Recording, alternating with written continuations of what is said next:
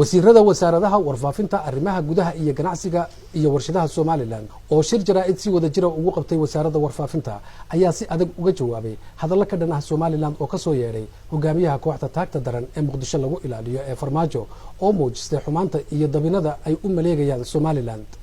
مسؤولينta xukuumadda Soomaaliland ayaa ka waramay xiriirka ka dhaxeeya labada shacab waxaanay ku booriyeen shacabka reer Soomaaliya ee aan jaarka nahay in ay ka hortagaan maamulka uu hogaamiyo Farmaajo ee hurinaya colaadda cusub oo ay doortaan cid caqli leh. wasiirka arrimaha gudaha Jamhuuriyadda Soomaaliland mudane Maxamed Kaahin Axmed ayaa ku tilmaamay hadal uu Farmaajo ku soo qoray bartiisa Twitterka iyo dacwado ka dhan ah Soomaaliland oo ay Soomaaliya u gudbisay midowga Afrika mid aan diblomaasiyad ku salaysnayn ee ay tahay cadaawad ay u qabaan shacabka Soomaaliland.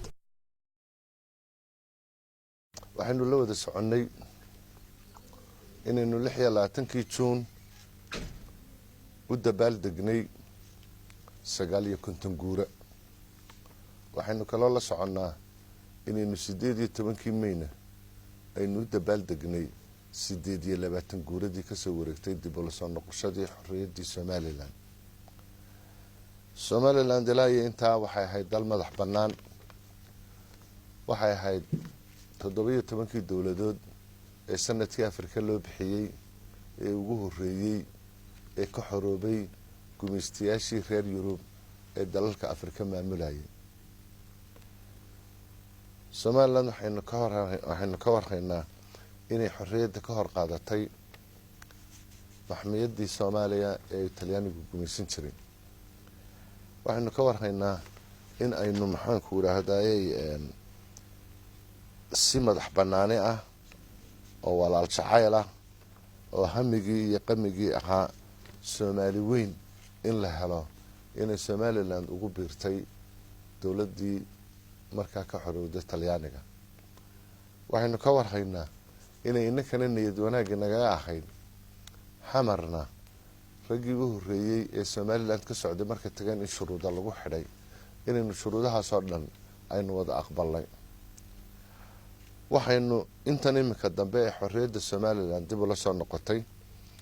dadweynaha reer Somaliland maamuladeeda dowladood ee kala dambeeyay madaxweynayaashii kala dambeeyay ay maxaanku dhahdayay xilka dalka soo maamulayeen. Somaliland waxay adduunyada oo dhan u sheegtay inay diyaar u tahay wada hadal iyo nabadgeliyo inay arrimahooda ku dhamaystirtaan Soomaaliya. waxaynu mar walba isticmaalnaa kelmadda tiraahda walaalaha iyo waxaanu diyaar u nahay inaanu wada hadalno. sidaynu la soconno madaxweynaha Jamhuuriyadda Soomaaliland Muuse Biixi Cabdi iyo wafdigii ballaadhnaa uu hogaaminayay ee laga marti qaaday dalka galbeedka Afrika ku yaala Guinea Conakry in dowladda Soomaaliya ay ka muujisay curfi aad iyo aad u xun, dagaal xoog leh inay ku qaaday, in ay tiri waxaanu ka ashkateynaynaa midowga Afrika dalka Guinea Conakry. halkaynu inaku mar walba ka leenahay walaalihiin waynu wada hadlaynaa ee midowga Yurub, Mareykanka, maxaanku dhahday midowga Afrika, ururka goboleedka IGAD aynu intaaba u wada sheegno madaxda dalalka aynu mar walba madaxweynuhu socdaalka uu ka tagayna aynu mar walba qodobka aynu adeegsano diyaar baanu nahay walaalaha inaanu wada hadalno. waxa ay ahayd jawaabtaa u dhiganta inay iyagana ka soo noqoto oo ah walaalaha iyaga Somaliland waanu wada hadlaynaa diyaar baanu nahay inaanu wada hadalno. waxa ayaan daraa qofkii Somaliland salaamaba dowladdii Somaliland salaantaba dowladdii Somaliland la kulantaba in mar walba maxaanku dhahdayay cabasho iyo maxaanku dhahdayay digniin iyo ashkata la siinayo. madaxweynaha dowladda federaalka ee Soomaaliya Farmaajo waa taa Twitterkiisa warqadii uu ku qoray.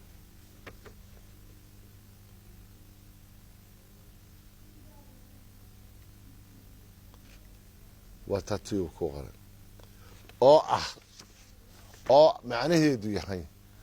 waxaanu ka soo horjeednaa nooc yakasta oo xadgudub diblomaasiyadeed ah oo ay markhaati furayso arrimihiin ayaamahan dhacay waxaanu ugu baaqaynaa dalalka aanu walaalaha nahay in ay ixtiraamaan Soomaaliya madax bannaanideeda iyo qarannimadeeda Somalia sovereignty and statehood kiiska Somaliland waxa uu u yaalaa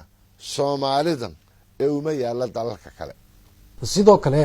wasiirka wasaaradda warfaafinta mudane maxamed muuse diiriye iyo wasiirka ganacsiga Somaliland maxamuud sacad saajin waxay tilmaameen in go'aansitaanka Somaliland uu yahay mid muqadas ah cid kasta oo isku dayda in ay ku soo xadgudbaan inay jawaab adag siin doonaan waxa la yaabaa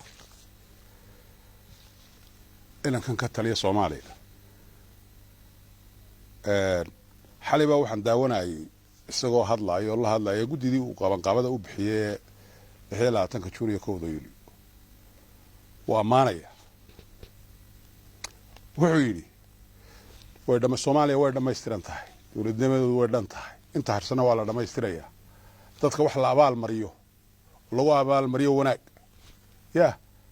iyo xumaan lagu abaal marinay noqonaya sidii adeerkii buu hadlaayay xalay waxaad moodaysay kacaankii oo curtay inankaasi inuu yahay habeenkii la doortay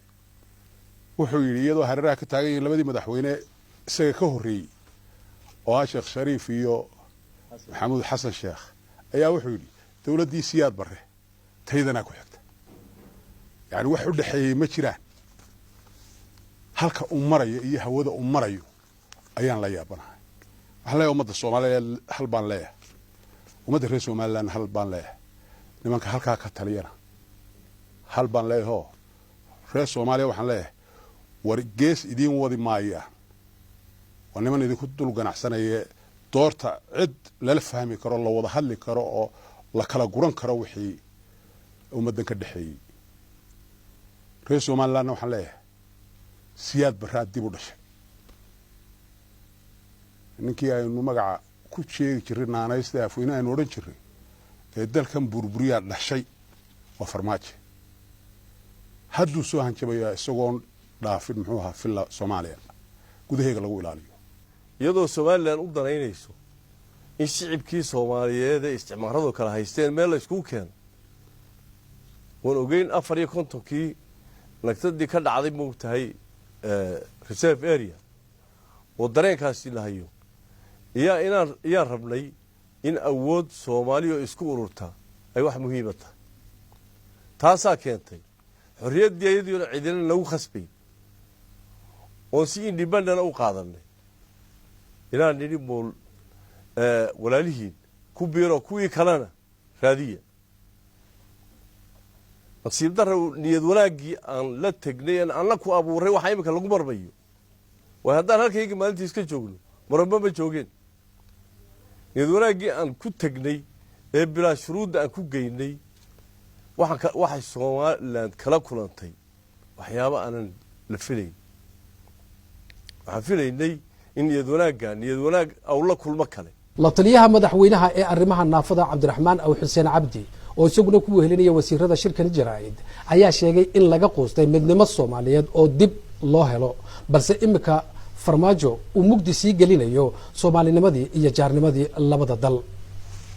Badri Maxamed Xasan telefishinka qaranka Somaliland Hargeysa